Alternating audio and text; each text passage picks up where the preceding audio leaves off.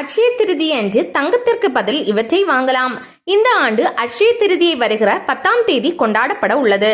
புதிய வணிகம், தொழில் தொடங்குவதற்கும் தங்கம், வெள்ளி பொருட்களை வாங்குவதற்கும் முக்கியமான நாளாக கருதப்படுகிறது. அட்சயா என்ற சொல்லுக்கு ஒருபோதும் குறைவில்லாதது என்று பொருள். இந்த நாளில் வாங்கும் பொருட்கள் மேன்மேலும் வளரும்.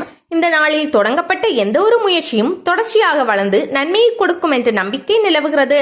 பண நெருக்கடி காரணமாக தங்கம், வெள்ளி போன்ற மதிப்புமிக்க பொருட்களை வாங்க முடியாத நிலையில் அதற்கு மாற்றாக வாங்க வேண்டிய பொருட்கள் குறித்து பார்ப்போம். தானியங்கள். வெண்கடுகு, அதாவது மஞ்சள் நிற கடுகு, பார்லி போன்ற தானியங்கள் அட்சய திருதி அன்று லட்சுமி தேவியை வழிபட பயன்படுத்தப்படுகிறது. எனவே இந்த பொருட்களை அன்றைய தினம் வாங்குவது நல்லது.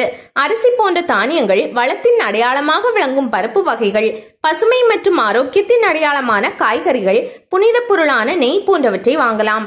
சோழி. அட்சய திருதி அன்று சோழி வாங்கலாம்.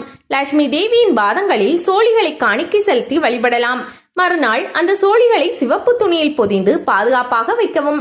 இது பொருளாதார வளர்ச்சி அடைய உறுதி செய்யும் என நம்பப்படுகிறது. மண்பானை. அட்சய திருதியை நாளில் வீட்டில் மண்பானை இருப்பது லட்சுமி தேவியை மகிழ்விக்கும் என்ற நம்பிக்கை நிலவுகிறது. அன்றைய தினம் மண்பானை வாங்கி வைப்பது வீட்டில் மகிழ்ச்சியையும் செழிப்பையும் அதிகரிக்கும் என்ற கருத்தும் நிலவுகிறது. சங்கு. அட்சய திருதியை நாளில் விஷ்ணுவின் பாதங்களில் சங்கு சமர்ப்பித்து வழிபடலாம். அவ்வாறு செய்வதன் மூலம் விஷ்ணுவும் லட்சுமி தேவியும் மகிழ்ச்சி அடைவார்கள். வீட்டில் மகிழ்ச்சி தங்குவதும் உறுதி செய்யப்படும் என்ற கருத்தும் நிலவுகிறது.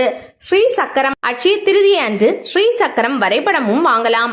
அதனை வீட்டின் பூஜை அறையில் வைக்க வேண்டும்.